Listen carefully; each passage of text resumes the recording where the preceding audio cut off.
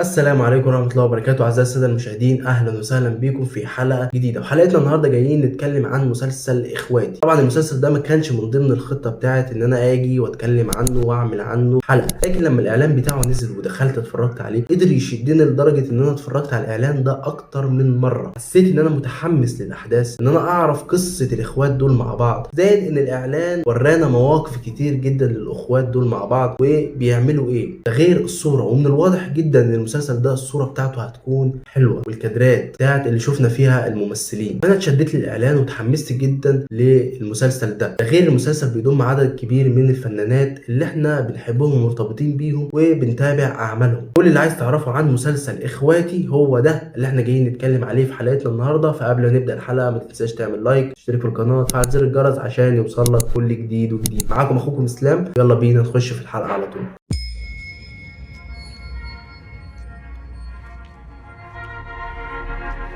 تفتكروا في حد عامل لنا عمل؟ لو الكلب كان بيهوهو عليك انت يبقى في عدو متربص. بص انا جاني في المنام خير، اللهم اجعله خير. في فرق بين الرؤية وبين الحلم. وهنبدأ الكلام عن مسلسل إخواتي. نتعرف الأول على أبطال العمل، والمسلسل بيضم عدد كبير من النجوم مع حفظ الألقاب للجميع: نيلي كريم، روبي، هند علوش، جيهان الشماشرجي، علي صبحي وحاتم صلاح، محمد ممدوح ونبيل عيسى، أحمد الأزعر ومحمد صلاح وأحمد حاتم. وتقريبا أحمد حاتم ومحمد ممدوح هيكونوا ضيوف شرف في المسلسل. وطبعا المسلسل من تأليف مهاب طارق وإخراج محمد شاكر خضير. وطبعا مسلسل إخواتي يتكون من 15 حلقة، والمسلسل هيتعرض على منصة شاهد قنوات المتحدة. وطبعا زي ما قلت إن أول حاجة شدتني في الإعلان وخلتني متحمس للمسلسل وإن أنا هتفرج عليه هي التجميعة بتاعة الفنانات اللي شفناهم في المسلسل. عليا الطلاق بالتلاتة، انت 4 شياطين مش 4 اخوات.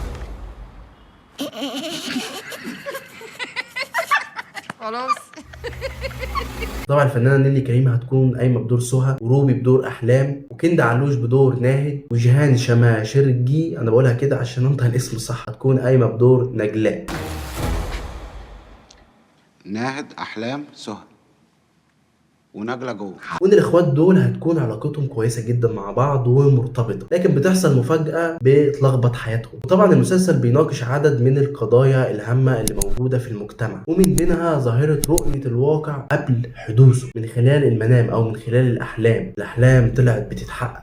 يشو الأحلام طلعت بتتحقق. انا كان عندي احلام كبيره قوي، حلمت ببيت كبير وعيال كتيره بتجري حوالي. طبعا هنشوف غيرها من الظواهر اللي هتكون في اطار الاثاره والتشويق. طبعا اسم المسلسل اتغير اكتر من مره لحد ما سبته على اسم اخواتي. المسلسل في الاول كان اسمه مسلسل ناقص ضلع، وبعد كده اتغير لجاني في المنام، وفي الاخر استقروا على اسم اخواتي. وبتدور احداث المسلسل في اطار درامي مشوق حول 4 شخصيات عندهم عقده وارهاب اجتماعي مع التعامل مع الرجاله. عارفة الدنيا دي عاملة زي ايه بالظبط؟ زي ايه؟ المرأة اللعوبة.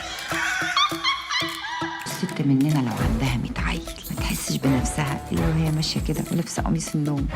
وبرضه بنشوف او من الواضح ان الاحداث بتدور حوالين شخصيه سهى اللي بتقوم بدورها الفنانه جيهان الشماشرجي، مش يمكن حد عامل لنا عمل عشان ما يعيشلناش راجل. اللي بتشتغل وبتعمل خياطة في مصنع ملابس، وان هي بيتم اختيارها من احدى رجال الاعمال عشان تشتغل معاه. وان نجلاء كل اللي بيشغل بالها وفي دماغها ان هي تحصل على فلوس عشان عندها رغبة في ان هي تعمل عملية تجميل لتغيير شكلها اللي مش عاجبها وان يكون افضل.